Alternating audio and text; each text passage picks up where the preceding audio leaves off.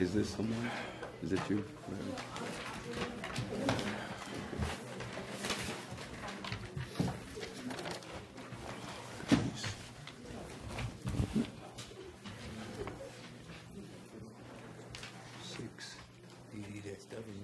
Oh my goodness. Is that? Yes.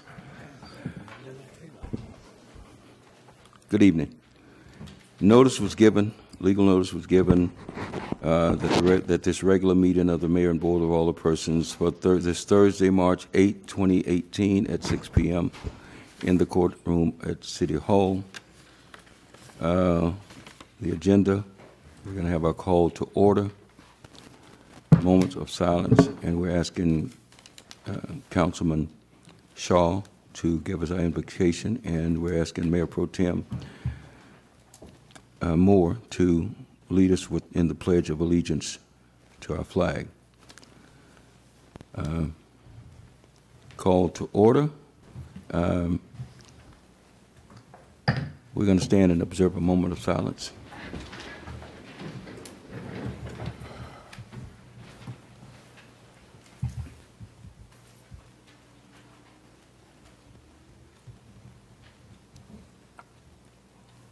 Lord, we just thank you so much for what you've done for us, Lord, and the way you protect us, the way you love us, and the way you take care of us. Yes. And Lord, we just thank you for this time that we can come together to work on issues for our city and parish, Lord, and Lord, that you would help direct us, Lord, give us wisdom as we discuss the various items that we have on the agenda. And Lord, we just want to honor you for all you do for us. In Christ's name we pray. Amen. Amen. Amen. Salute. Pledge. I pledge allegiance to the flag of the United States of America and to the republic for which it stands, one nation, under God, indivisible, with liberty and justice for all. Thank you. I would like to thank Councilman Shaw for leading us in prayer, and Councilman Mayor Pro Tem Moore for leading us in the pledge. As Councilman Shaw was praying, I thought of Miss Tina Wallace as he was praying, asking God's favor on us. The lady that was washed underneath, traveled underneath East Madison Park, Smith Wilson Park. Gail Masters. I'm sorry, Miss Masters, Gail Masters, I'm sorry. I said Tina Wallace. Okay, I'm sorry. Miss Gail Masters, I visited with her today.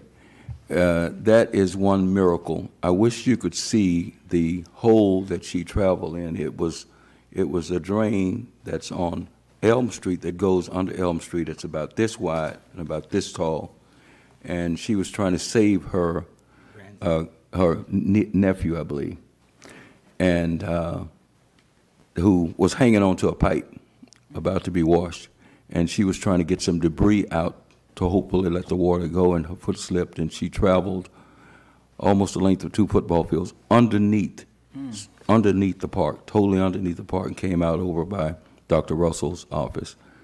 So that's a miracle. If you go and look at that, that's a miracle. So forgive me for saying that. Roll call to determine a quorum. Ms. Goldman. Mr. Moore. Here. Mr. Prater. Here. Mr. Shaw. Here. Mr. Green. Mr. Locke. Here. All present, Mayor. We have a quorum. Announcements? Are there any announcements?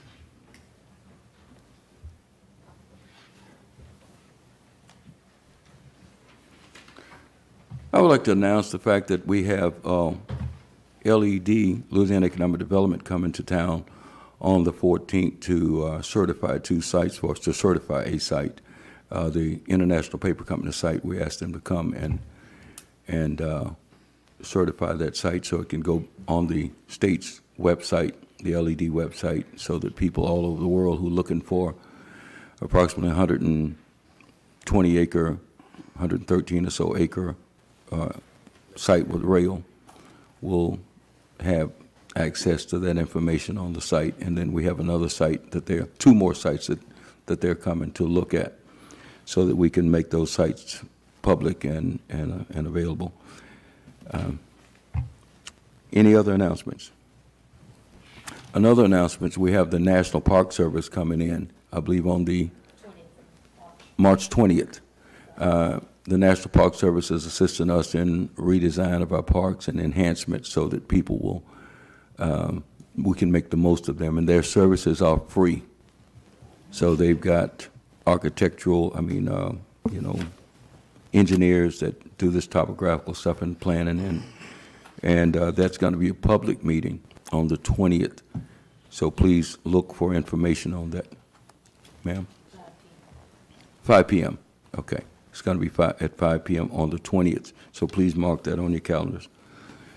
Where will it be at, Ms. Diane? Thank you. Public comments as they relate to items on the agenda.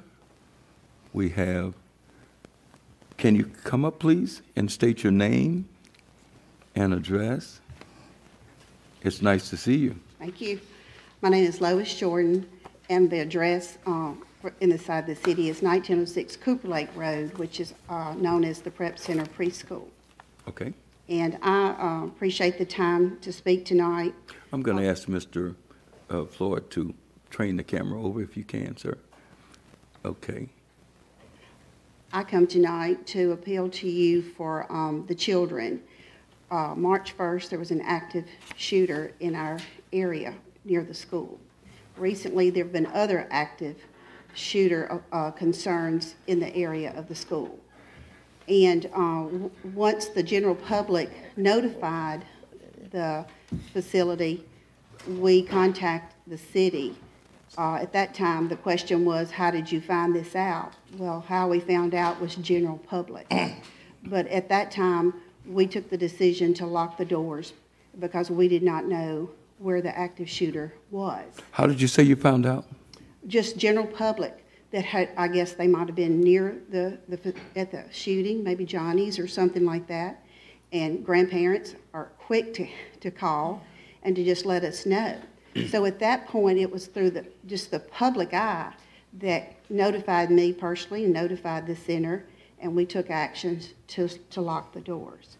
So we tried to reach out back to the city to find out when do we feel safe to unlock the doors. Children weren't alarmed. Thank goodness it happened at a time for nap time. But I'm here to just appeal that I would love to have some type of notification on from the city when we have an active shooter in the area. There's been concern about one on Boswell Street. There's been one concerned at a local restaurant. There's been one concerned in the park. And so I asked for protection. I ask you, Mayor, to help us to identify when we need to bring children maybe off the playground into a safe area. Because ultimately, my first goal is safety.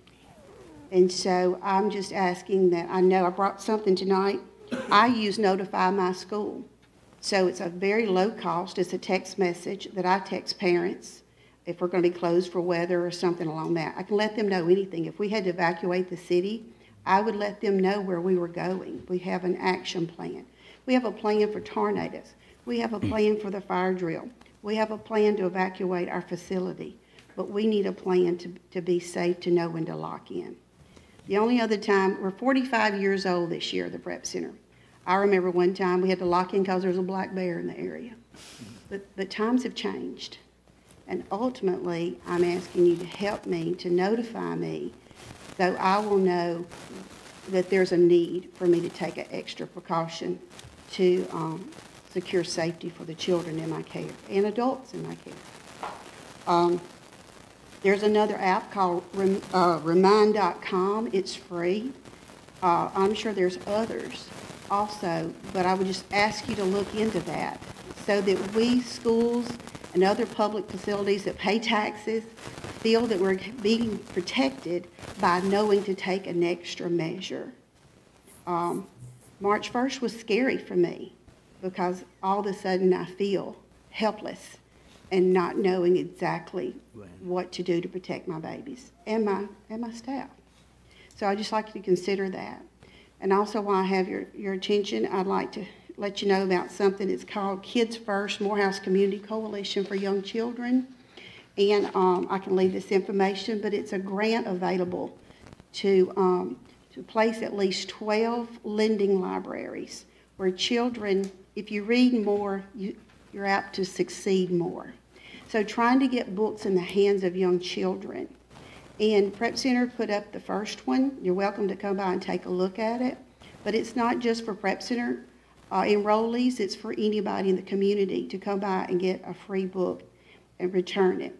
We're also doing several things to collect books that are appropriate for children in hopes that we will increase their success to get ready for school. So I'd really like to see those tap into this grant, businesses and places where children are, so it'll be accessible to them. So I wanted to leave that information here with you tonight, Mayor. Yes, ma'am. May I ask you a couple of questions? One about the service that you use. Does it send out blanket text messages? Yes, What do you pay individually for that a month? $99. $100 a month. Okay. Second question about the books, about the other program. Mm-hmm. What is the cost roughly of building one of those little stations where kids can come get the books? My husband built the one for me. It was his cost to build it and then paint it and install it was $500. So you want to get nonprofits and churches and other people involved in this program? Yes, sir. Obviously, you're an avid believer in reading. I am. I believe the more children read, the more they succeed. And a lot of times in young families, a book costs $12 to $20. And it's just when you're trying to feed your young family and provide for it, it just might not have the funds there for that. And this is a way the community can help those young families have books accessible to all children. Back to the notification, are you asking this board to consider investing in, as you have invested $1,200 a year, in a system or an application that would notify thousands of people to don't go away, lock down, and that kind of thing? Is that what you're here for? I am here for that, sir. I am. A lot of nurses in the schools.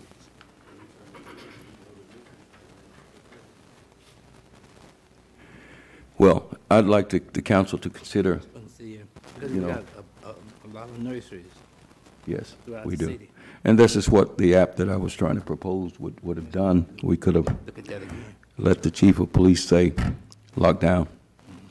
In the area, if you're in an area bounded by these streets, don't go outside. Well, OIB was also held up at gunpoint, correct? Yes. And that's not far from our facility. Yes, ma'am. Well, I'm going to bring that back to the council, something similar to that, and see what we can do, because we need it in this day and age when we have these type of events that happen, whether it's a single shooter or whether it's a train that's a wreck that's a train where trains derail with toxic stuff. It's it's our duty to and I appreciate you reminding us of our duty. Okay, thank you so much. And I'll leave this. Thank you for application coming. for the grant. Thank you so much. Thank you. Are there any other public comments?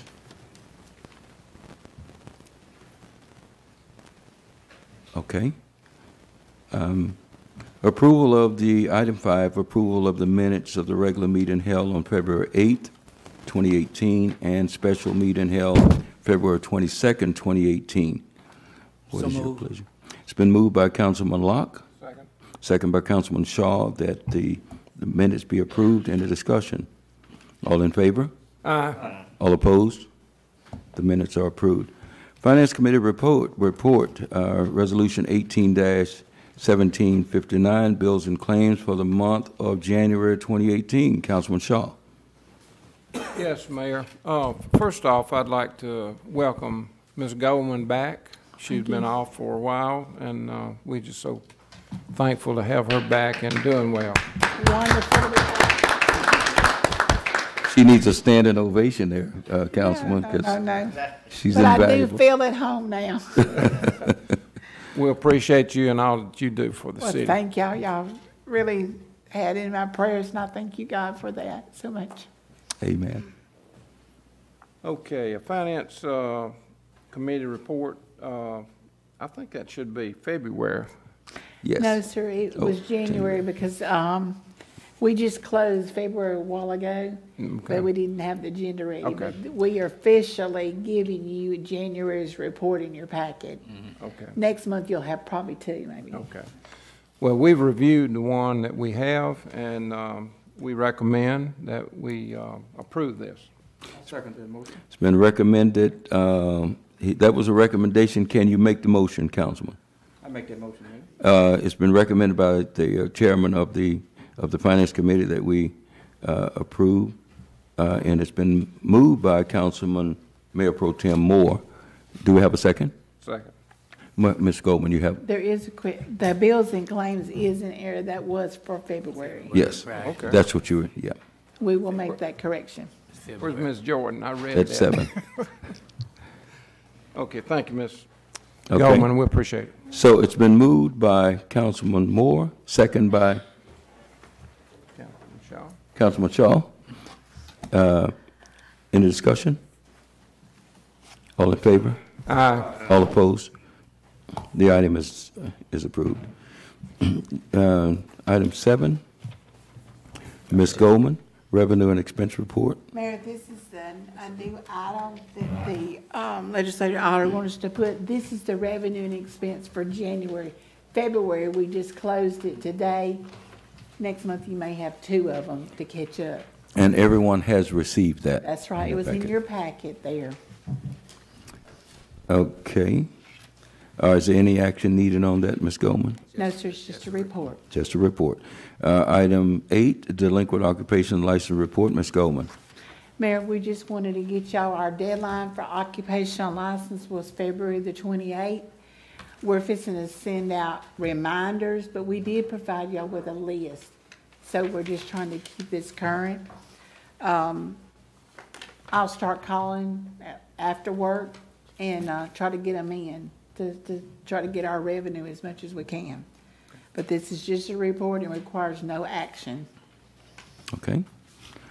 Item 9, Resolution 18-1760, commending Catherine Walker upon retirement as a judicial assistant in the city of Bastrop Court. That is item 9. We have a resolution before us, resolution number 18-1760, which reads, a resolution commending Catherine Walker upon retirement as a judicial assistant with the Bastrop City Court. Whereas Catherine Walker has faithfully served the citizens of the city of Bastrop, Louisiana for 20.5 years as an employee of the Bastrop City Court. And whereas Catherine Walker has served under 4 mayors, Mayor Clarence W. Hawkins, Mayor Betty Alford Olive, Mayor Arthur E. Jones, and Mayor Henry C. Cotton. She has served under 2 judges, Judge Marin Brandon and Judge Philip Lester. And whereas Catherine Walker has capably served the city of Bastrop since 1997 upon retiring as a judicial assistant, and whereas Catherine Walker terminated her tenure as a Bastrop City Court employee upon retirement on March 1st, 2018. Now, therefore, be it resolved by the Mayor and Board of Alderpersons of the City of Bastrop, Louisiana, in a public meeting held March 8, 2018, that they do hereby commend, applaud, and honor Catherine Walker for her devoted service to her community and encourage all citizens of the City of Bastrop, Louisiana, to join them in expressing their grateful appreciation for her contribution to her city and her fellow citizens.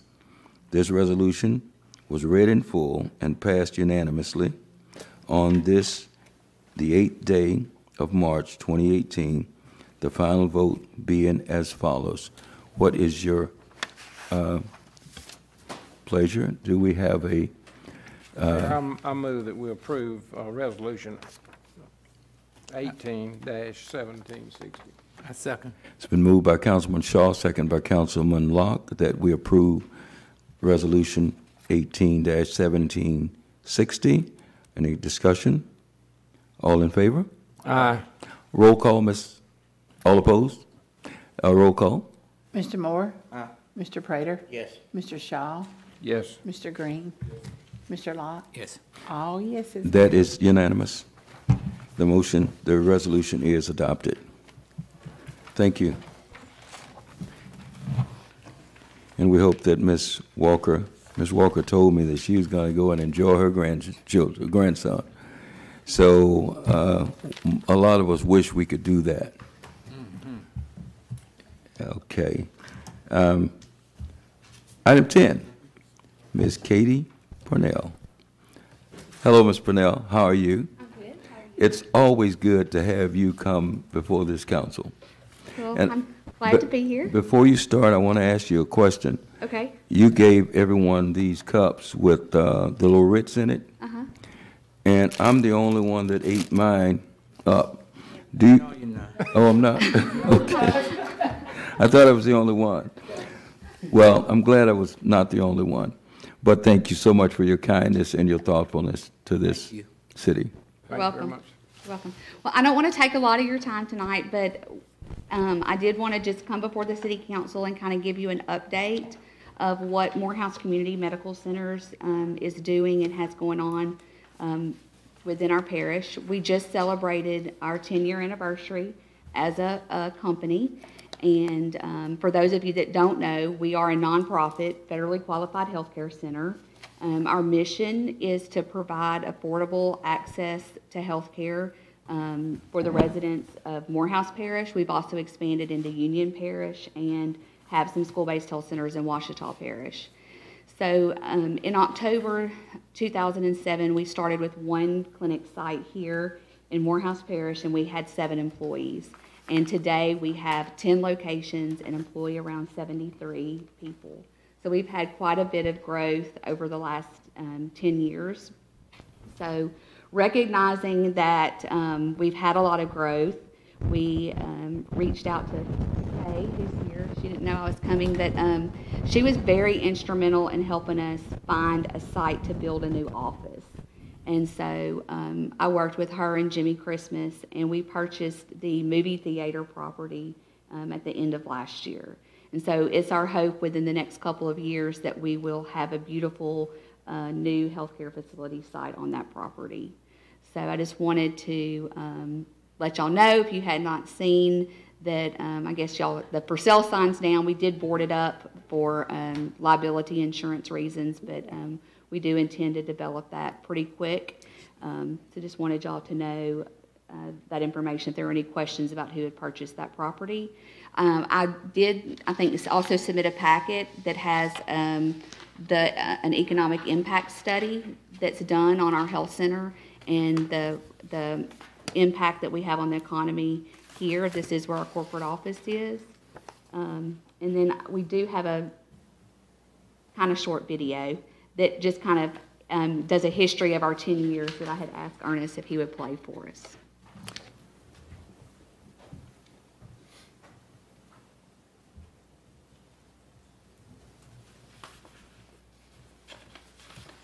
Is a not-for-profit community health center whose corporate office is located in Bastrop, Louisiana. The clinic received a grant from the federal government in September 2007, enabling them to open their first location in December of that same year, with a mission to provide our patients access to affordable, quality healthcare services. The grant allows the health center to provide care to the low-income, but particularly the uninsured, underinsured, Medicaid, and Medicare populations. We started in something like a little 3-room, 1 doctor, and we were small, but very friendly, very connected. And we grew from that. Afterwards, when we sort of moved up a little bit, I got more excited about what we could do, what we could offer the community. Since September 2007, Morehouse Community Medical Centers has opened 9 locations throughout Morehouse, Union, and Ouachita parishes. The health center provides medical, dental, mental health, and pharmacy services, along with immunizations, transportation, case management, chronic disease management, and education services, from newborns to geriatrics. During the first year of operations, the health center collaborated with the Office of Public Health to plan its second location and the opening of the first school-based health center in Morehouse Parish. And in December 2009, the school-based health center was opened at Morehouse Junior High School. In response to the growing needs of the community, a third location was opened in Marouge in February 2010, and in March 2010, administrative office space was added to the Bastrop location to allow room for the ever-growing workforce. Through a 3-year collaborative effort, the health center worked with Union General Hospital to assume control of its fourth location in Marion. This collaboration resulted in affordable access to care for the low-income, uninsured, and underinsured residents of Union Parish. We are a safety net for a lot of the underserved population who would normally go without health care. And it gives us an opportunity again to see the patient as a whole rather than just a chief complaint that walks in the door. For instance, if I have a diabetic patient who's uncontrolled, there's a lot of different things that can contribute to that. They may not can afford their medicine, and at Morehouse Community Medical Center, we provide the 340B program for patients who are unable to afford their medication, and it makes that medication affordable for them. At a strategic planning session in 2013, the board saw that the organization had outgrown their vision and adopted a new vision statement to be recognized as the leading provider of affordable, quality health care through an expanded presence in the service area. Catching the attention of the Living Well Foundation, Morehouse Community Medical Centers quickly became a strong collaborative partner in their school-based health center initiative. This collaboration resulted in a fifth location and second school-based health center in Morehouse Parish, which is located at Bastrop High School and opened in August 2014. In 2015, the health center acquired its 6th and 7th locations in Ouachita Parish and assumed operations of the school-based health centers at Reiser Middle School and West Monroe High School. The application resulted from a federal grant fund to purchase a mobile dental unit. Dental services were added within the school-based health center program and at the Marion Clinic in August 2015. In January 2017, Pediatrics was relocated across the street from the main clinic in Bastrop to become the 9th location. Morehouse Community Medical Center's rapid expansion reflects its desire to meet the developing needs of the communities served. Designs are underway to replace the existing buildings in Marion and Bastrop. The new Marion Clinic will open in the fall of 2018, and new Bastrop Clinic and administrative offices are planned for 2020. The healthcare center now serves almost 11,000 patients each year, employs 75 people, and has an operational revenue of over $19 million. My oldest son had an immune deficiency called chronic granulomatous disease, and Dr. Malik was always very detailed and very caring. His younger brother also has issues with his asthma and ADHD, and Dr. Malik is just right there on top of it. A lot of times I don't have to call in to say, you know, hey, we need this prescription refilled. It's already done. Morehouse Community Medical Centers throughout the last 10 years has listened and responded to the healthcare needs of the communities served by providing access to comprehensive, culturally competent, and affordable quality healthcare services. So in the future, I would like for us to expand on those services that we already provide. And if there's some new ones out there, get those too and bring them in and we can use them here, you know?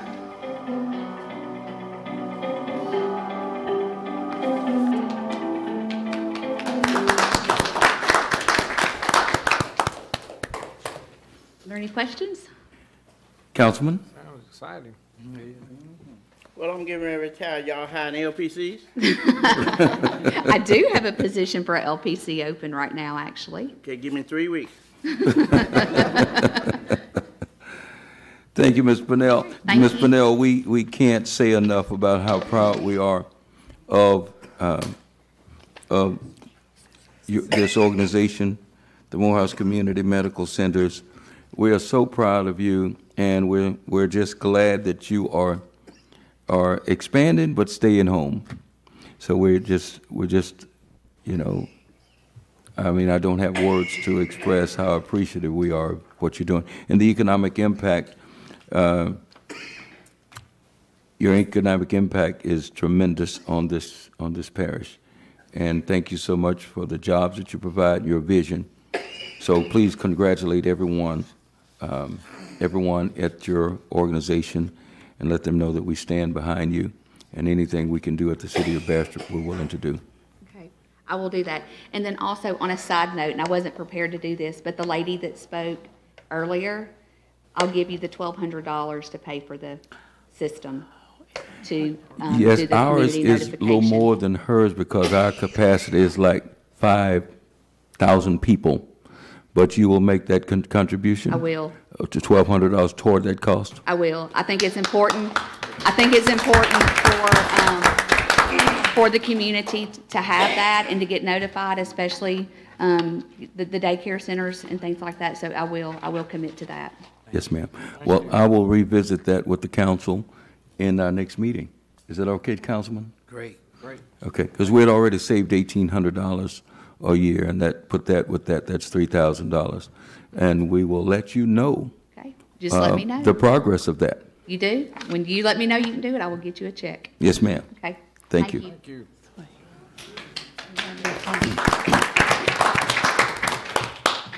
I would really like to, you know, I know this is, I'd like to. No, I'm not going to do it. Don't do it. Don't do it. I'm not going to ask the expand agenda to authorize us to go on and proceed to find a. I won't do it. I won't do it. We'll wait until next month Thank you, Mr. Cotton. and hope that there's no catastrophic thing that we need to notify the public on. Okay, thank you, Ms. Purnell. Item number 11. Mr. Tim Plumley, is he here? Yes. Oh, hey, how you doing? Can you come up to, please, and state your name and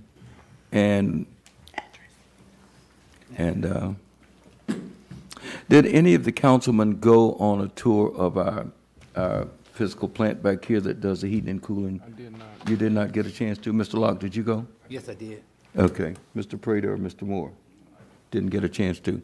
Mr. Plumley, can you state your name and Okay, my name is Tim Plumley, represent Service First out of West Monroe, Louisiana. We're a commercial air conditioning, refrigeration, electrical, plumbing, generator, indoor air quality, water extraction. We have been this is Daniel Seiko. My name is Daniel Seiko. I'm the estimator at Service First. hello, Mr. Seiko. Nice to have you here.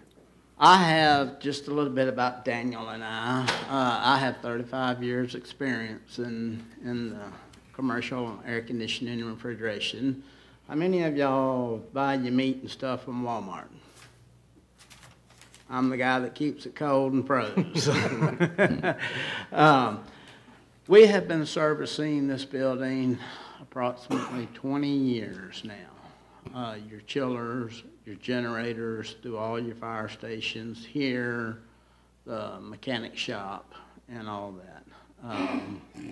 So we are here to kind of propose some offers on some of your equipment that's in need of some severe attention. And Daniel and I have put together just on the chiller maintenance and on the fire station generators, because generator goes down, power outages, all you have to rely on is your two-way radios, and eventually they're going to need a battery charged, and you don't have the power, and then it all goes south on you.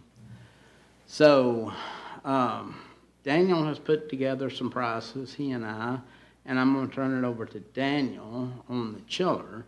But before I go any further, I don't know, I took Mr. Mayor and Mr. Isaac through a tour a few months back on some of the stuff that needs attention in this building alone.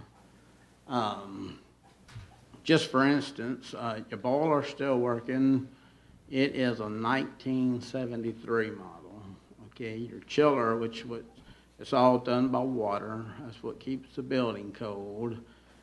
It's probably 12, 13 years old. And I know in the past I have changed out 2 compressors on it. And the chiller itself alone, you're looking at about $140,000 just for that one piece of equipment. If anything, should you ever have to replace it. And right now, the tour that I had given a few months back is in dire need of maintenance, attention, cleaning, oil changing. They have motors on them, just like a car engine. They have pistons, valves, camshaft, crankshaft, just like a car engine. And so a lot of people, if it's out of sight, it's out of mind. They're not going to service it. And that's what we're here to do, is to continue to provide the service for the entire building, your fire stations, to keep everything up and going, and to save money. But I'm going to turn it over to Daniel on our pricing that we have come up with. And afterwards, if any of y'all would like to take a look at, put your eyes on it, we will be more than happy to walk you through it and show you some of the things that are going on. You've got motors out there, chilled water pump motors, hot water motors that sends the water through the building, makes cold air. Some of the pumps out there are making noises. Your valves are so rusted up, should anything ever happen, you cannot isolate that pump. You cannot isolate that circuit. And so, which means contamination gets into the water, it goes through the equipment, and it's just like putting sand in the oil of a car engine. It's going to eat it up. But Daniel's going to go over the pricing, and like I said, if any of y'all would like to visually see what we're discussing, we would be more than happy to do that. Before Daniel goes over the pricing, can you talk about the units that's all over the building? Yes. Like the one that's leaking right there? VAV units. And that's variable? Variable air volume. Air volume. Okay. What that is your air handler mounted above the ceiling. It has a coil in it, just like in your house. But this coil runs water through it. So your equipment is not being chemically treated. So therefore you have calcium, your hard water rates are up tremendously. It's filthy water. Just for instance, you ever taken a car engine radiator, poured it out, and it's all brown and nasty? That's basically what this is. And over a period of time, the calcium and all starts breaking down, and it starts eating the insides of the pipes up. To your knowledge, sir, the units that put the chemicals in the system to keep that corrosion from happening, aren't there 2 of those? Yes, there's 2 of those. Oh, are both of them hooked up? No, sir. One of them is totally not hooked up, even hooked up to the system. Is that correct? No, sir. Sure. So what would happen to that water that comes in with contaminants? Contaminants will go through the system just like sand, eat the pipes up, corrode the pipes, what they call electrolysis. That's just to kind of simplify it. If you take a piece of pipe, gas pipe it and bury it underground, over a period of time it starts pitting. That's electrolysis. And once it gets to a point, you start having weak points, start springing leaks. And so what has happened in this building, a lot of your VAVs that deliver the air out of the supplies, they have electrolysis built up and chemicals that have broke down and started eating the pipe away, just like acid. So in the past, we've had to come up here and actually valve the water off to the VAVs, which are located above the ceiling. And that's why in some of the offices, if you go through this building, you'll see brown spots like that right there. That has been there, I know for a fact, for 4 years. And we have never gotten the approval to correct this, and it's going to continue to get worse. So what's going to happen, one morning you're going to come in, all this is going to be flooded because you're pumping 800,000 gallons of water every minute through that chill water loop. And so, and there's no way to stop it once it goes to leaking if nobody's here other than shut the chiller down, valve the water off out there, and then when you do that, the entire building is down with no air, no heat. And but throughout this entire building, you've got multiple VAVs that are already valved off because of the leaking evaporator coils in there. And they really need replacing. That's the only way to, because they're obsolete now. You cannot no longer get the coils for them. But it just needs some How old are those VAVs? Sir? How old would you say these VAVs are? These VAVs are every bit of 20 years old. Okay. 20 years old. Okay, thank you. Daniel, if you would like to go ahead and present a couple options. Sure. Again, my name is Daniel Seiko. Thank you for having me. So I'll go over the what all this actually entails first, some of the things that this covers. This is specifically is for the generator. Well, I'll start with the chiller, because we were just talking about that. Number one, this is one inspection quarterly, which is an option, obviously. So 4 times a year at $1,200 per preventive maintenance, and preventive maintenance being exactly what it sounds like. It's keeping things in check, fixing smaller issues before it becomes a larger issue.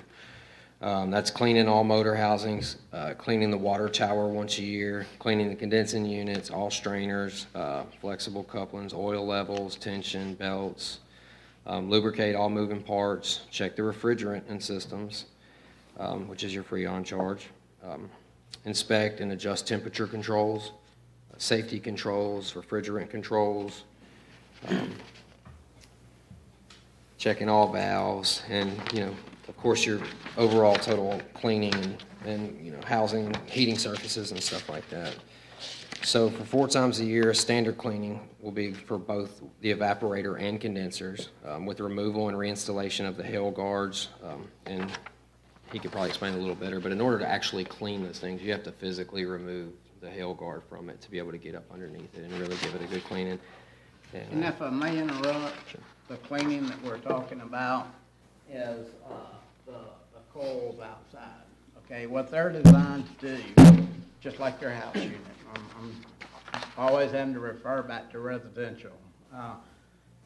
Whenever that coil gets dirty outside, it pulls in ambient air. Okay, and when it pulls in that ambient air, that refrigerant inside that coil is going through so many states. It goes from a vapor to a solid to a liquid, then it goes to a boiling point. If that coil is not clean, it cannot do them states. And so what happens is you have a chiller barrel out there, big long barrel. It's got copper tubing that goes through there, which the refrigerant goes through that copper tubing. The water spirals around the copper tubing, and it gets cold, and it comes out your registers. And so when them coils get dirty, that refrigerant cannot go through the proper cycles that it needs to. It's basically just like taking your hands, putting it around your throat, restricting your air. And that's what happens. And so whenever it goes to restricting the air, your pressures lose temperature, your high head pressure runs up high, shuts the chiller down, your oil overheats, washes the cylinders, it'll break a rod, break a piston, bust a valve, And each one of them compressors out there are about 10 grand a piece, and you got 4 of them out there. May I ask another question, sir? What effect on the utility bill does this have when we run a dirty, the fins? Tremendously higher.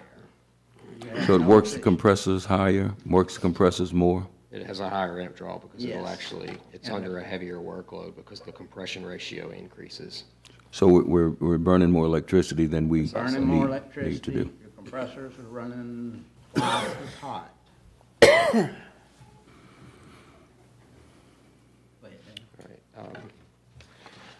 So the standard coil cleanings, which was what he was talking about, and not to oversimplify this for anyone, I hope it's not insulting, but in the refrigeration process in principle is simply the removal of heat from a desired place and displacing it to an undesired place. So you walk outside your condenser on a hot summer day, it's blowing hot air. Well, that's the hot air being removed. It's not necessarily letting cold air in. Right. It's a removal of heat. So that heat exchange is grossly inhibited when condenser coils aren't clean. In this situation, you can do standard cleanings, and like he was saying, with the heat and the calcium buildup, that also inhibits the heat exchange. So it's really no difference than a hot water heater. Over the course of time, especially if you have hard water, it's not being filtered. It will, develop mineral deposits and calcium deposits, harden, and prevent a heat exchange. So one of the ways to combat that is a chemical cleaning. We can do that. That's also in here. For both the evaporator and the condenser. Check water pressures. Chiller is basically just the same thing as an air conditioned split system, except it uses water, so it takes a considerable amount of, more like he said, 700 to 800,000 gallons a minute. So water pressure in that situation is critical. Checking all float switches, which is also predicated on the volume of water. Greasing and oiling all water chiller pumps. This kind of goes inside with lubricating parts. The changeover and set controls for seasonal operation, making sure things are ready to go in the winter when it's getting to, fall, make sure things are getting ready for the summer when it's spring. Also making sure that thermostats are operable too to do an automatic changeover. So that's it. For like we said, $1,250 a month, and he's probably going to kill me for saying this, but I'm going to throw that out there. I'm the estimator, so I get to $1,250 per PM. Per So it's per $5,000 quarter. a year. We have a per quarter. we have a commercial, it's a commercial account. We have a department store in Beaumont, Texas that has a system very similar to y'all's, and our bill for them is over twice that. Yes. No, that's just maintenance, right? Yes. That's just maintenance. Preventive maintenance. Fixing it. Anything needs to be fixed. Okay, now, in order, like I was saying earlier, in order to fix what you have inside the building, it will need to be replaced. You cannot get this equipment here anymore. It's obsolete. And I'm sorry, go ahead. And so there will be some conversion that would have to take place. And I'm going to use this courtroom here, for instance. Just to do this one right here, it would probably take 4 days just to do one. Because, the pipe, weld pipe, it has no flanges, no unions. It's all weld pipe. Do you have an estimate on what you might need to do? Replace? But we went out. Now, yes, I do. Okay. And I have options. Okay. We can do it in phases. We could get the most critical ones, and meaning the ones that are valved off. Particularly, this one is not valved off. We were asked not to valve it off a year or so ago because due to court and all of that. And they've had to have some cool air. And I know for a fact that this ceiling tile's been changed many times. And so we can do, say, 4 at a time in phases. We can do it over a 6-month period, or we can do it in a year period. But we will come through, do an assessment, get the worst ones first, and then after we get that done, if we see that you can make it another year or so, then we'll come back in and do some more. I mean, we're not saying you have to do them all at one time. I mean, let's get the worst ones, and then we could probably buy you some time with the remaining once we get the service done on the chiller and get a chemical company to come out, rehook the chemical feed station, and come out once a month and check the hardness of the water and the parts per million of the hardness and keep the system clean. And that's priority one, is to clean it up. And you know, that's kind of like life. Nobody knows how long we're going to live. But there's always a great possibility with the remaining ones, if we get this stuff cleaned up, good chance you may not have to replace anything else, just the ones that are critically needed. Like the doctor Can you tell us how many VAVs there are in this building? Aren't there about 24? Estimate, without counting the ones that I know of, you probably got 100, 120. Oh, is it that many VAVs? Yeah, in this building. Okay. Okay, and would you say, can you give us a ballpark that we're not holding you to on what it would take to do the whole system? Because what I talked about was we have a grant to do the roof, correct, Ms. Goldman? Well, I mean, we have a grant application. Right. Yeah, what is that? Yeah, we've applied for. And I would like for us to think about applying for a grant to redo the system. And we had talked about that, Mr. Plumlee. Yes, sir, we did. And if we do the grant to do the system and hopefully get it approved by the time we redo the roof, maybe we could take care of all of this in one, at one time, and coordinate that to minimize the inconvenience to the public in downtime. So you're going to get us a price for variable prices on each VAV on replacing, correct? On each VAV, yes, sir. And you're also going to get us a price on the whole system. What would it cost us to replace the entire system in City Hall, including the boiler, chillers, and all of that? About You talking about chiller, boiler, and everything? VAVs? Everything? Yes. You're looking at around $320,000. Okay. I just wanted the council to be aware. I didn't think we want to hear that. Yeah. Okay. Any questions, gentlemen? I'd like to ask the council what's their pleasure on addressing the preventive maintenance. We had hoped that every councilman could have had a chance to go and see the deplorable shape that our plant's in.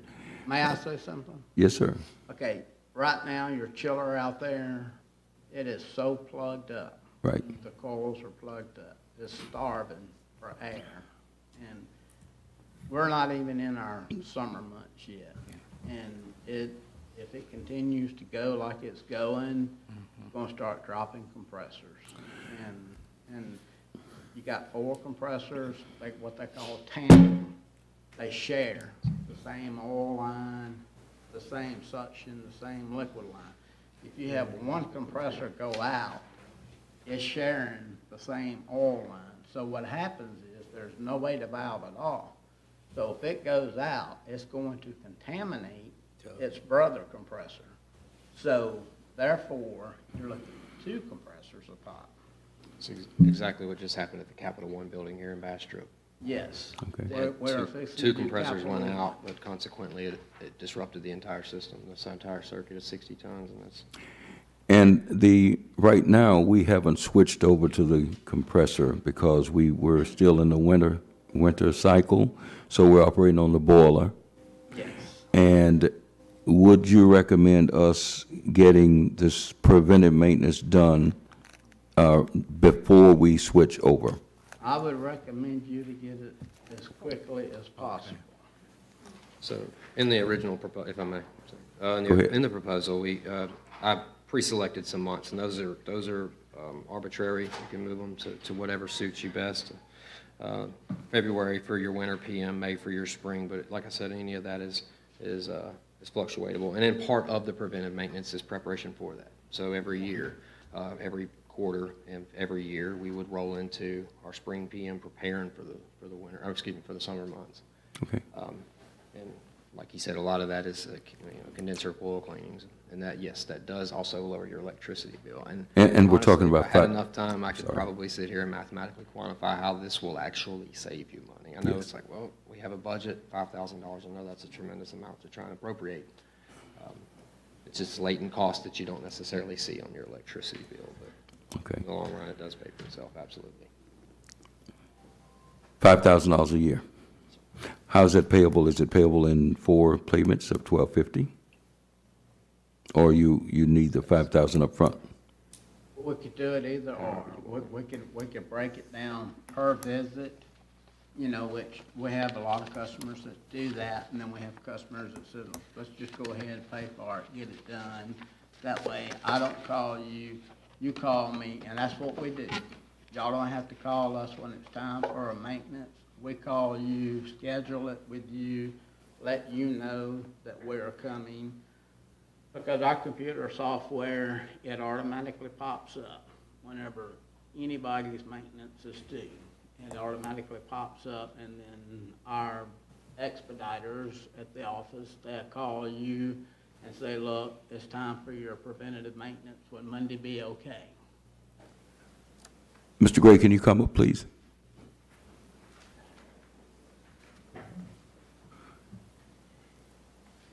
Of course, Mr. Plumley, you know Mr. Gray. You communicated with him many times.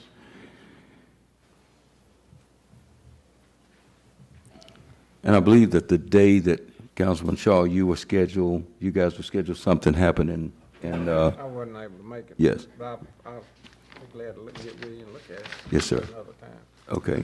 Mr. Gray, what's your recommendation to this council on the preventive maintenance? A lot of things that he didn't say that we need to go ahead and do this, because if that thing were to go out, we'd be that without air up here for 3 months, waiting on another chiller to be built. And I wouldn't want to be up here with all these women without any air. And, it's not good. I think it'll do them good. We've done that before. It's not good. Okay. But I think if you look at if all the councilmen could look at the system, yes, they can see it's in need of diet service. How dirty is the chiller, Mr. Gray? Well, I think he's in a better position to tell you how dirty it is. It's really muddy. It's muddy. It's just like mud. Yeah, it's like mud now. Stopped up. Yes. And you actually climb over inside and wash and clean? Yes, sir. We wash it several different ways. Yes. We pull the hail guards off. We wash it outside in. And then once we get to that point, then we climb on top. We remove every fan motor on top, and then we wash it inside out.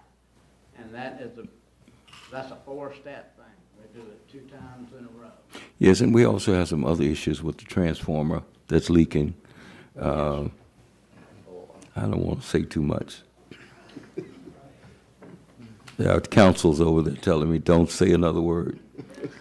So, okay, gentlemen. What about the contract for this, Ms. Goldman? We up against any No, sir. laws or anything? We used to have a maintenance contract with them. Yes. For years. So, I mean, And you you, really got currently work on this system, and you've been maintaining it basically forever, correct? Yes, 20 years. 20 years, yeah. Yeah, and Mr. Pullman did live here. Do you still, Tim? You're a resident here to Bastrop still, right?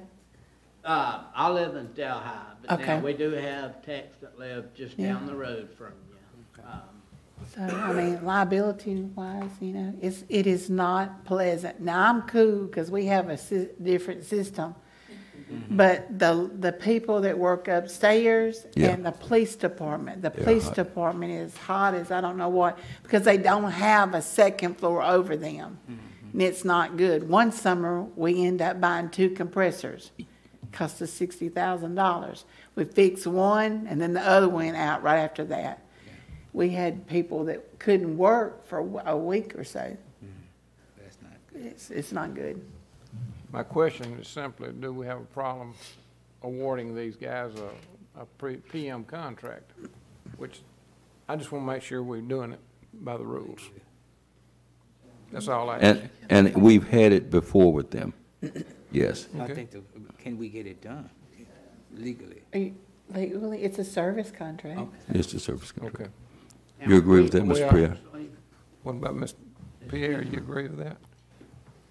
Once I see the service contract, I advise you guys, I promise you. Yeah. Okay.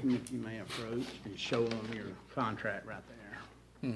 Give it to him. Give it to Yeah, just give it to that end and, okay, okay. That's the man. Well, while Mr. Pierre is looking at service contract, it's pretty straightforward boilerplate service contract. Yes, sir, it is.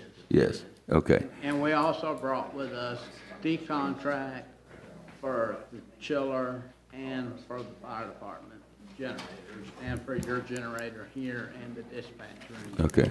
And our biggest plant is this plant, is that correct, that the city has? Our largest heat cooling? Yes. It's this building? In this building. And we have probably the most exposure in this building of any city facility, correct? Yes, you do. Okay. And this is the most critical one that we Can have. we give our lawyer, give the lawyer some time to look at that, not tonight? That's why I was just talking. So, but the reason that I asked Mr. Gray to get Mr. Plumlee here tonight is because we're still on the heat system, and we hadn't switched over to the cooling. And I wanted to get this done while we're still on the heat system. They can be, is that true? That you guys can be working on the cooling. See, it's either or. Once we switch over and shut down the boilers, that unit that he talked about with these coils going through that's got the water wrapped around it, it's either boiling water or coolant, correct? Correct. So once we switch over, the unit will be operating, and I really wanted to get it done before we switch over, because once we switch over, if it's trying to, I would say over 50% of the coils are totally muddy, and we'd be running so inefficient, we'd be drawing so much current, and our electric bill would be, that meter would just be spinning like it's at Talladega. Okay? So. If I may add, you can act, the way your system is right now, as dirty as it is. Of course, we all know that electricity generates heat when it's toting a load, such as your chiller, okay?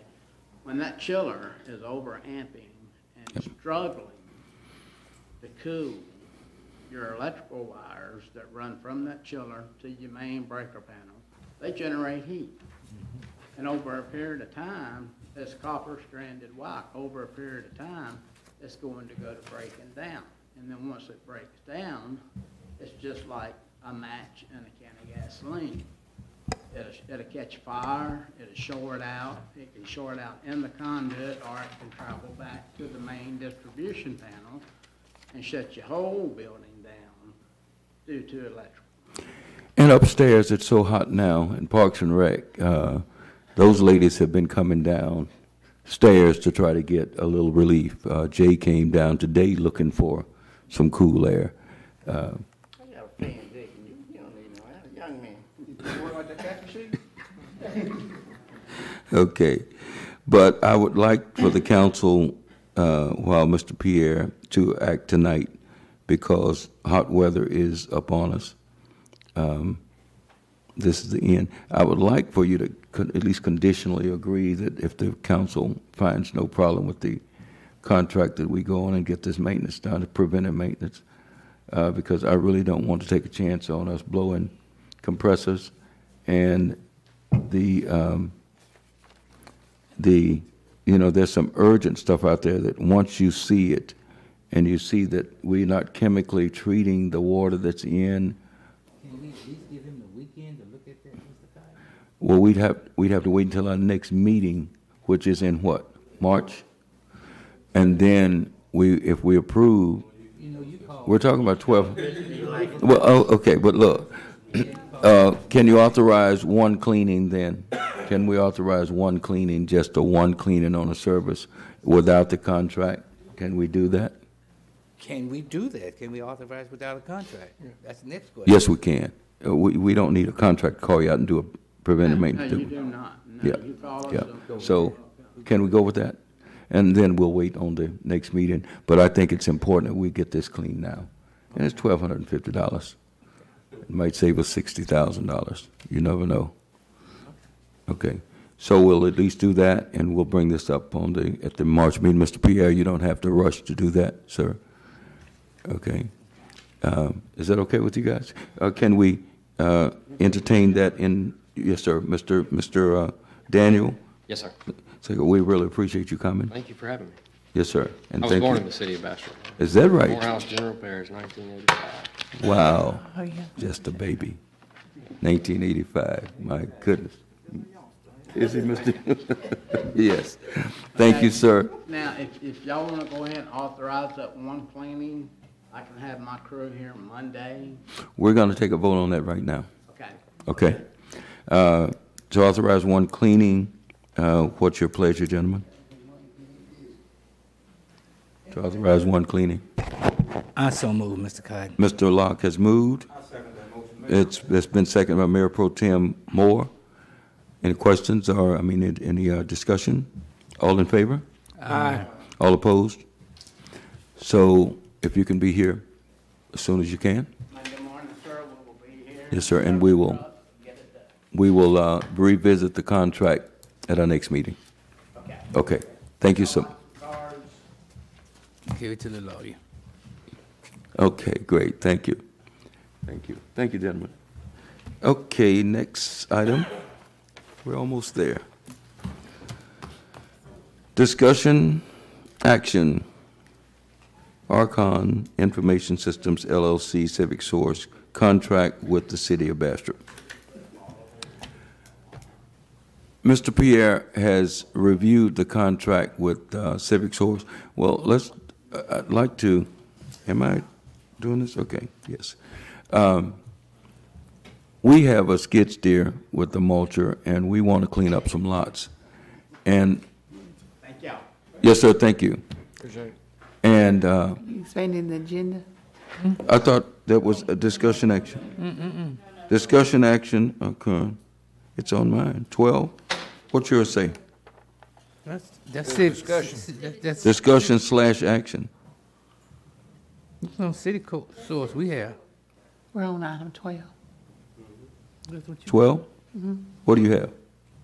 We have the Archon Civic Source contract. You read it? Read yours verbatim. What does item 12 say? Discussion action, Archon Information System LLC Civic Source contract with the City of Bastrop. I thought that's what I read. You did? But you still. But you were talking about a musher lots. Yeah, I know. I was giving the background. Oh, I'm okay. sorry. I got you. No, I wasn't trying to buy another mulcher. Okay. Okay. I was stating that, we were cleaning lots. And the Civic Source contract, of course, they have these fees that all the lots that are adjudicated to the parish over 5 years, we've selected some and sent to Civic Source to sell. Civic Source also provides some very good services to the city under another contract. And this discussion has nothing to do with the collections contract. But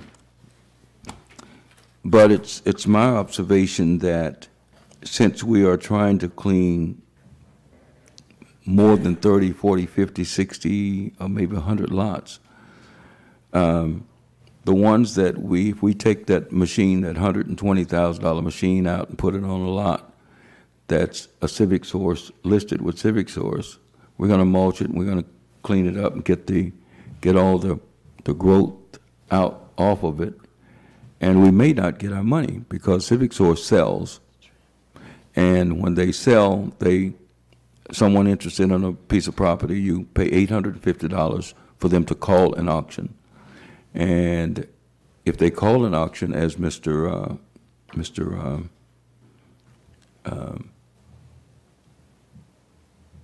Norman? He's not here? No, he's not. Okay. Okay. Well, he gave a very detailed presentation, and I thought it was extremely accurate. We won't get our money. We want to clean lots and please that lady sitting right there on the second row. Miss Vicki Carpenter, how you doing? Great. We're trying to please keep Morehouse beautiful. We're trying to please the citizens of this parish town who deserve to have these lots cleaned. And we're excited about the capability that we have. However, when we clean a lot and we go and invest a time and we're charging $150 an hour for the machine and the driver and, you know, the crew that goes out, it's a good deal for property owners, but once we clean it, if Civic Source sells it, there's no provision, as I understand it, Counselor, for us to get paid. So we'll be cleaning all these properties, making them more attractive, and Civic Source may sell more of them. But as a result, we would get them back on the tax rolls, and hopefully people would pay, but we wouldn't get any money. We couldn't recover our money for cleaning it. And when we cleaned 3 lots, because of rain, we only did 3. We did 2 lots on training day when we had a professional trainer come in and train our drivers, our operators rather. We had 4 trained. The instant we cleaned the lot at 212 Commerce, I got a text that night from the grandchildren of the person who owned it saying, we're going to be in Friday and pay the taxes. And Ms. Goldman, did they come and pay those taxes? I don't know. Oh, you weren't here. I'm sorry. They did. They did. And it was $690 some dollars? It was, yeah, almost $700. And that property is back on the tax rolls. They redeemed their property. We cleaned a lot on Boatner that was covered by KNOE TV. And when we cleaned the lot, the 2 neighbors said they hadn't seen each other's houses in 20 years, and they both expressed interest in buying the lot. I know that it would put more work on Ms. Goldman's staff. We acknowledge that, Ms. Goldman. Part of the job. Part of the job.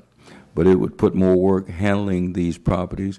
What it would do is, and this is what I have a problem with, all those fees for title and all the things that's listed, about 5, 6, 7 things that's listed. Is that correct, Jay? Correct. Mr. Norman went to a local attorney and said, here, what would you charge to do these things? And his fee was like $1,600. And the fee from Civic Source was somewhere around $4,200 or something. Puts the lots out of price. Yeah.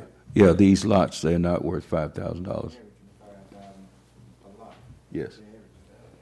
So people would pay $850. They would call an auction, and people from anywhere in the world could bid on these lots. And then they bid up, and if they didn't reach their fee level, then we don't make no money. yeah, we don't make a dime. If they decide, oh, we'll take it, it's close. But if they reach the fee level, as in this lot that they sold, the one lot that I'm aware that they sold, they had an auction in January and one in February. One of those auctions, no one, to my knowledge, bid. The person who put up their $850 didn't even bid. Is that correct, Mr. Moore? And that person, of course, lost their money. But I really believe that we could do a better job of getting those lots into the hands of maybe the neighbor next door who might want to do this. Mr. Pierre is helping us perfect some ordinances. And is that correct, Jay? Next door program. Yeah, next door program. We've reached out to other cities, and I won't call those cities names, but they've got great ordinances that cover this kind of thing. And Robert, you mentioned that we probably got something like that on our books, right? Lot next door has been talked about, correct? We've done that before. Yeah. Okay. We want to put these lots into the hands of the people who are going to take care of them, who's going to extend as they mow their lawn, just keep going and mow. And Mayor, what are we asking? Yeah, I think, yeah. Yes, I do. Yeah. I'd like to authorize. Contract, Mr. Cotton. Yeah. Okay. Yeah. Mr. Mo, will you want to make that motion, or who? We want to. Okay, Mr. Pierre, can we? Yeah, I think. Can you talk about that, please? I think I talked about it last council meeting, gentlemen. And that is, there's opportunity to get out of the contract by just sending them notice that that's what you want to do, and you're only locked in for 60 days. After that, I think is what I explained to you. I'm not looking at the contract right now, but I think that's what I recall it was. And you can either get out for cause or you can get out for convenience. And I think I indicated to you all before, if you tried to pursue cause, which means if they take it through the legal process and you lose, then you're out 30 days after. You can get out for convenience for 30 days after, or you can just say, for convenience sake, I no longer want to be in a contract with you, and you get out in a 60-day period of time after you give them notice. And we're presenting this for convenience sake. It's convenient, I think, to us too. Yeah. Yes, sir. I believe it's convenient. So do we need a motion? I don't. Yes, sir. May I move that we ask our attorney to look it out, to get out of the contract with City Source. Do we have two? Yes, sir, but this one specific to sale of It's property. adjudicated property. Yes, sir. Adjudicated The sale. property. Yes, sir. I second that motion. You second it?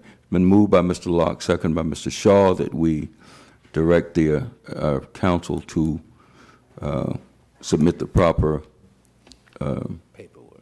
yes, correspondence, paperwork to terminate the contract for convenience. It's been moved by Mr. Locke, second by Mr. Shaw. Any discussion? All in favor? Aye. All opposed? The ayes have it. And another thing, these fees, we have local attorneys, and this should create work for local attorneys. None of those fees that's charged are benefiting our local attorneys and people who do this kind of title search stuff and all of that stuff. We want local people to benefit also. Number discussion. This is discussion only.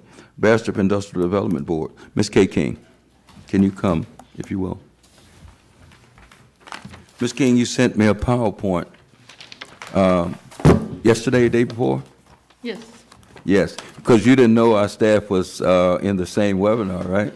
That's right. Yes. I'll listen to and review the information after the webinar, but yes. I was aware that it was going on with the Opportunity Zone, which is a little yes, different than what and you looked at the resolution that we had to create the Opportunity Zones from the low-income census tracts, right? As that comes out of the tax bill that was passed in the United States Congress on December 22nd. Yes, I did, and I reviewed the letter that you sent to the police jury. Yes, ma'am. And I will be in the police jury meeting to recommend that they do a letter of support for Yes, that. we asked for a letter of support of the resolution that you guys passed at our last meeting.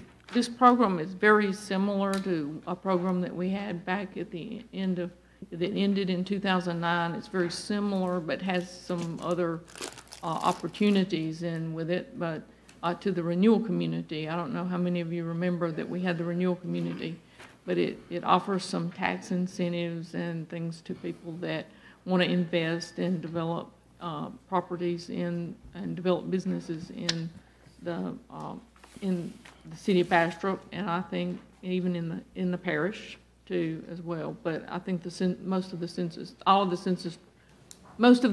tracts that you submitted are primarily in the city of Bastrop. Those were the 3 low-income tracts. They were encompassed basically all of Bastrop, except for our industrial park and airport. That's in a separate census tract that goes up, and it's not low income. And the primary one that I see would benefit the most, because this is kind of tied into the brownfields program, would be the mill site. And it would give some extra tax incentives to people who would develop on that site. So I think it's a very good thing. And, we were just kind of following the same path. And I didn't realize the time limit on this until I reviewed the seminar information, that the time limit was very short on this. So you were very prudent in going ahead and moving forward with that and getting that in the works. Yes, ma'am. But I'm going to talk a little bit about the industrial development. Yes, board. and I'm asking, the city once, I believe, maybe had an industrial development board, I believe. Yes. Yes. Back in the 90s, 80s and 90s, the city of Bastrop and the police jury had industrial development boards. And the way these worked, and when I first took this job, I became aware that there were boards because there had been some bonds sold to do improvements when they did the reclaim. That it's no longer there, but on the old mill site when they did the reclaim, and they sold some bonds. In particular, the Bastrop sold some bonds that had to do with some of the landfill out in doing the landfill that's out north of town. So it's a little bit like, well, do you need both of them? I don't think it hurts for us to have both of them. In fact, we're using the same people, and I think that we can coordinate that very well, the parish and the city. If we use the same people, there won't be any kind of conflict with that. But I want to explain a little bit about why this is necessary. There were some changes when Governor John Bel Edwards came into office that he wanted to involve the local communities to do approvals. Before that, in Louisiana Economic Development, where they would just kind of do a blanket, they called it an industrial tax incentive, and they would just kind of award those things with a commission down in Baton Rouge. So his idea was that he wanted to involve the local government. But the problem with that was it took a long time for kind of the rules to come down on that. It took maybe a year for the rules to come down on exactly how that was going to work. And then from an economic development person here, trying to work with the community, that I would, if I had an industry coming in, that I had to go to the school board. If it was in the city, I had to come to the city. I'd have to go to the parish. I'd have to go to the sheriff's office. And also it involves going to public meetings. And so when I have people call me, and I've had this happen, what kind of incentives is your community offering? I would have to say, well, you know, we got to go to all these different people, and every project will be a little bit different. There's never going to be just a blanket answer to that question. You know, well, it depends on how many employees you're going to employ, and so it was very complex to deal with this at the local level. It's a good idea. Yes, the local people should have something to say about what's done. So when I went to the graphics packaging program, when they unveiled the new graphics packaging project, they began to talk about the value of these industrial development boards and putting that project together. So I went to the courthouse and I researched the industrial development boards that had been in existence, and most of these had kind of, they were active maybe in the 90s, and they kind of dwindled down to, they didn't follow up, you know, kind of, the people kind of maybe died, you know, and so some of the reports weren't filed, and they just kind of dwindled down to where they weren't active anymore. So what we're trying to do right now is reactivate those. I think it's going to be very positive for the community to have these in place, because we can structure some incentives locally, and so these industrial development boards function to be the input at the local level, and they can also work through packages to sell bonds and a lot of things that we haven't really done in many years. So I think it's a good thing what David Wolf, back in December, our organization put together a small group that was really for the leadership, the elected officials, and I'm sorry that it was in December, and maybe there were, you know, we had a good turnout. We did have an overall good turnout, but I don't believe that some of you were able to attend that. It was a very good meeting. He talked about not just the industrial development boards, but he talked about doing you know, other types of tax increment financing type districts and things that I think would really help us in this community to move some projects. So what we'll have is, and I think that the city will decide how many people they want. We're looking at a five board member for the parish, but once we get the boards assembled, these will be people that probably need to know a little bit about finance and things, you know, and Mr. Wolf and one of the other attorneys that I've been working with, James Moffitt, they will advise us, but we have to submit the names of people that are going to serve. Now, these people don't meet all the time. They only meet if we have a project. So this is not something where people are going to have to come to a meeting every month and, you know, it'll be, if we have a project, we assemble this group and we discuss what the benefits to the community are and what we can do. So when we get these boards identified, then Mr. Moffitt or David Wolf will come back and give them training on, you know, like procedural training on what needs to be done on this. And if we do have an industrial development board, and I recommend that because the opportunity zones are all in Bastrop for Morehouse Parish. Hopefully, if we grant it, if the governor sees fit to consider all three that we submitted, then we need to have some Bastrop focus in there. But we can take advantage of going to the workshops with that Mr. Wolf or James Moffitt from what's the name? Adams and Reese. Adams and Reese. Adams and Reese represents the school board here, and they also represent the police jury. So they're financial advisors. They're FAs. David Wolf has worked here for a long time. He would come in. We just haven't had a lot of the type of work that he does. We haven't had that in quite a while. But, you know, like I said, these boards won't come into action unless we have an active project. And you mentioned incentive packages. In your professional opinion, isn't it better to have an incentive package already ready to say if a company is interested in locating at, say, the IP site with the distribution center, you need to be able to tell them what we'll do, correct? Right, and we need to be able to assemble a group that can look at the project and evaluate the value of the jobs, how many jobs are being created, what kind of impact it's going to have. And we have some software and some things available that we can calculate that. The other thing is that we can do it relatively quickly and we don't have to drag it out into a public meeting immediately, because most companies, when they're looking at your community, they don't want to drag it into a public meeting because that kind of tells everybody what they're doing.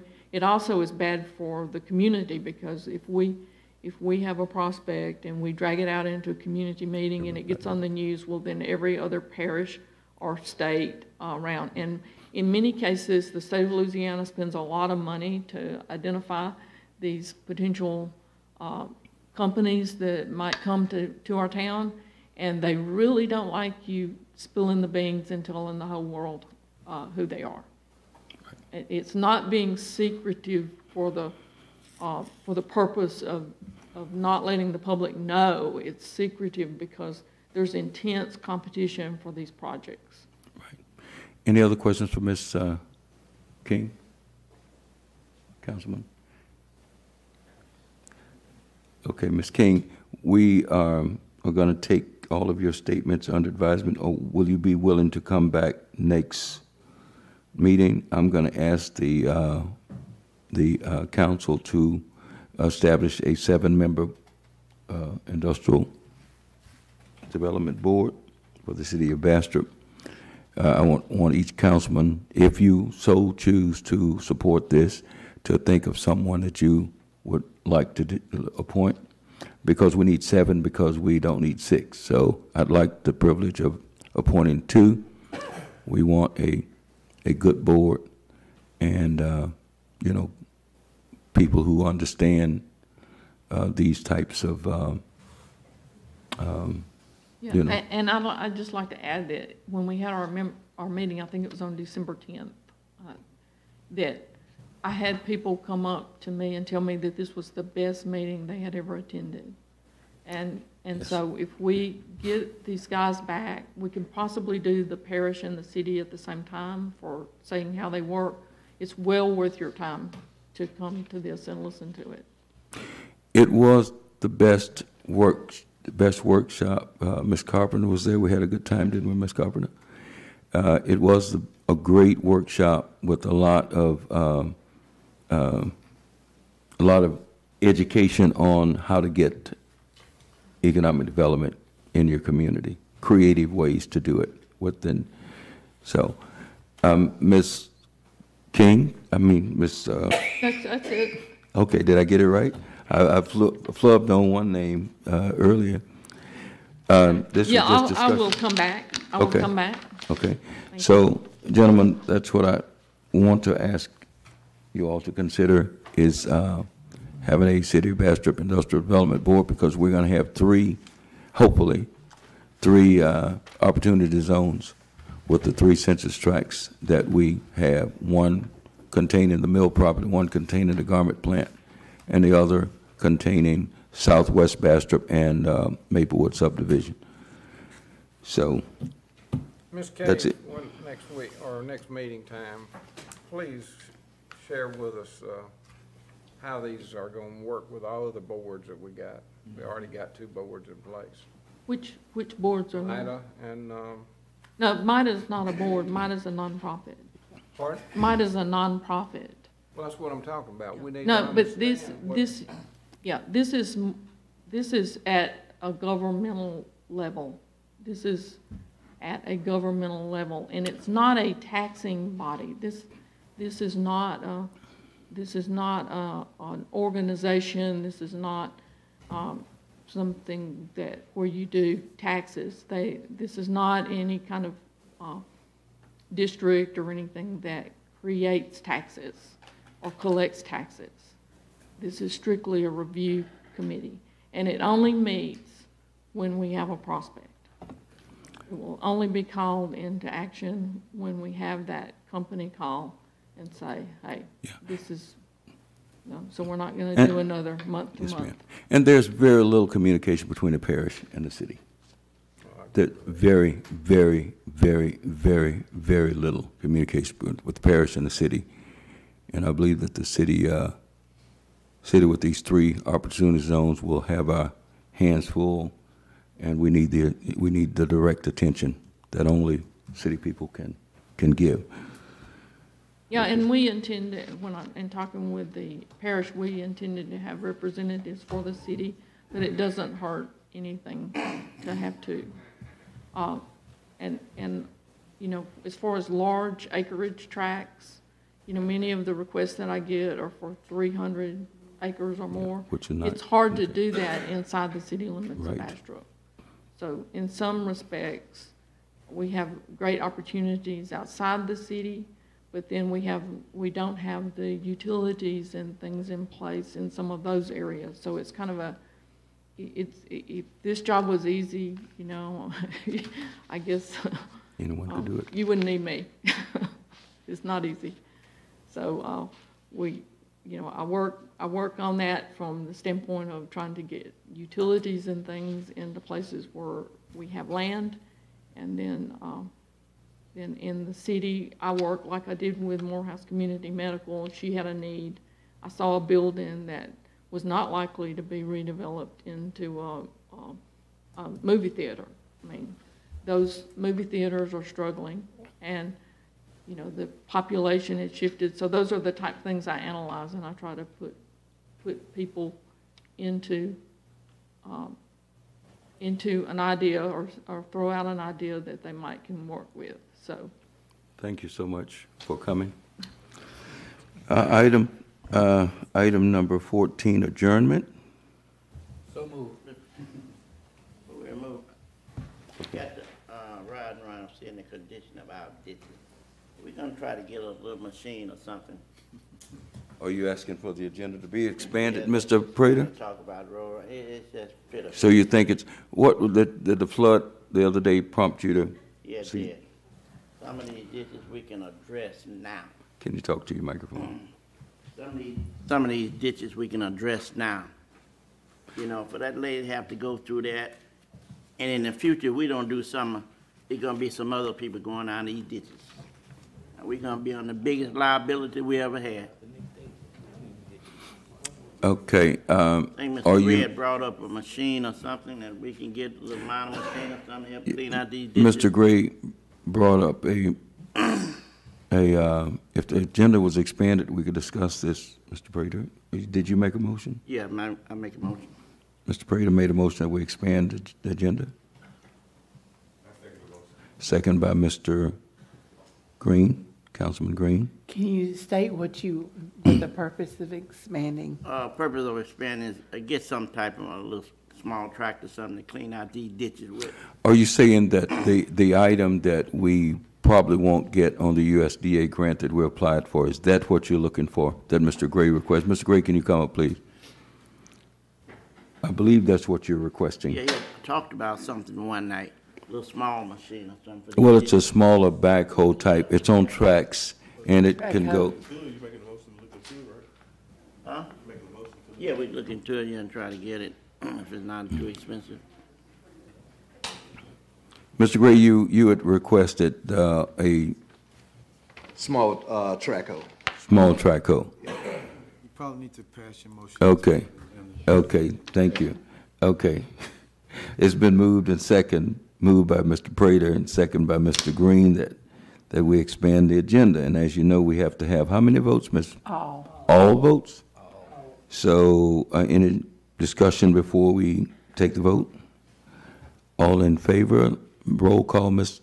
Goldman? Mr. Moore? Yes. Mr. Shaw? Yes. Prater? Yes. Mr. Green?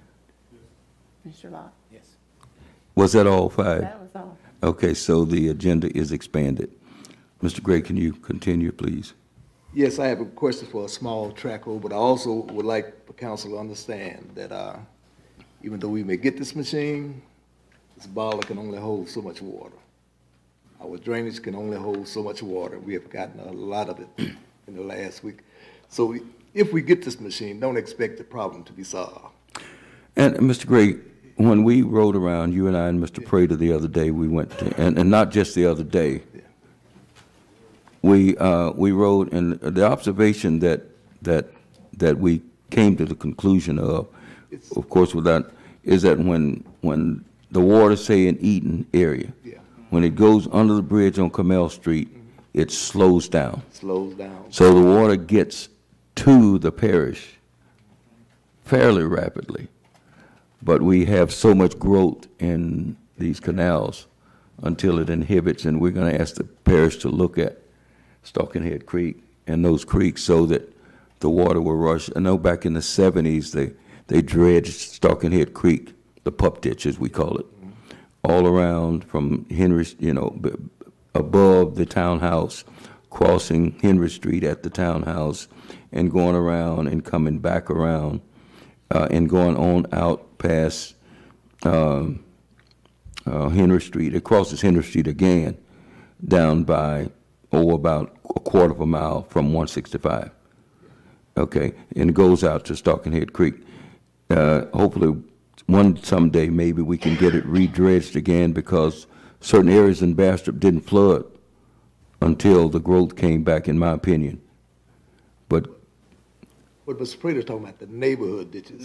Neighborhood ditches. Okay. Right? Okay. Well, it would be a lot easier with a small backhoe. What we have is really. Yeah, we've got ditches with culverts this size, yeah. and to bring a great big, go ahead, I'm sorry, Mr. Gray. Do we have some right now to do the ditches? Not really. We have something that we could use. I think we was using the grade all one while, but it's in the shop. So that's what they were using before we came in? Yes. That, and we have a small we have a large tractor with a backhoe on it. But with the small one, you can get it more convenient and quicker, and it won't take up a whole crew to be out there at one time. We can pick certain areas where the drainage problem is bad at, and go ahead and do those ditches. And another thing, the resident will have to start replacing some of their cupboards too, because they are old, stopped up, and not letting the water come through clearly too. So it's a whole process. We got to replace cupboards and dig the ditches out. Have you priced one, Mr. Gray? What, Traco? I think we did it back when we first came in, I think it was about $25,000.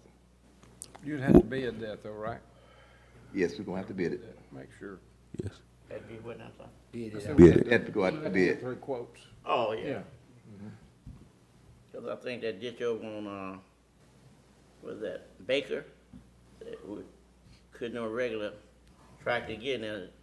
Baker. It's just like that, over by David Green, I think they'll have to have a small tractor to get in there or something. Yes, we are. Looked at that. We probably, yeah, we need a small track over because we have to go down in the ditch. Them the ones that go down under the bridge as well, right? The smaller track up? Would he be able to go under the bridge? I wouldn't want to send up under that. No. We have to use that, grade out to reach up under there. Yeah. And if you notice some of these small culverts that's like 18 inches diameter, the growth is up half of those. Have you noticed that? Yeah. Have you noticed that, Rob? Yeah. Yeah. The growth, the grass and dirt has built up to cover half of that. And a lot of it leaves and stuff are in there. So just gonna have to be, it's a process. The grade all is not, we said the small tracker is not going to solve every problem that we'd have, but it would help. And like I said, most coverage that we have looked at, the bottom is just rotting out. And it's not going through. Okay. I think we offer service with, if the homeowner would buy the coverage, we would put it in free. We did. We were turned down on that, I believe. I believe we. But that's what we had all together, right? But No, so we had it to pay the match out of our street money, and we had cash in our street. Now, the police and the fire can't be paid out of that fund. They have to come out of the general. So that's the reason why. Yeah, we submitted all at one time, but it's two different funds. Like I said, I think it would solve a lot of neighborhood problems, let's take one step at a time, like they become incumbent. The people gonna have to do something. Yeah. The resident gonna have to keep the thing clean, and, we're gonna have to explain to them that it's a process. Put it in. Yeah. And I talked to a lot of the guys that have been there for a while, and they say it's been many years since the ditches have been cleaned out.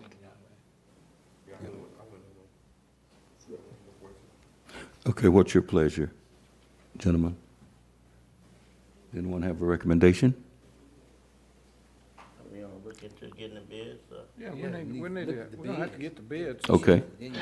So are you authorizing us to? Next meeting. Okay. All right, so you want to get bids? Gentlemen? Do we have a motion to get bids? I'll second it. Been moved by Councilman Green, second by Councilman Prater.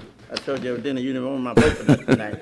So when you remember my name, I'm gonna remember not to vote. Larry, I couldn't resist this parting shot as we're about to adjourn. It's been moved by Councilman Green, second by Councilman Prater. Any discussion? All in favor? Aye. All opposed? The ayes have it. We will get bids, Ms. Goldman, on that item. If we just had a motion to adjourn, unless you guys want to stay here. I so move. It's been moved by Councilman Prater, second by Councilman Shaw, that we adjourn. All in favor? Aye. All opposed?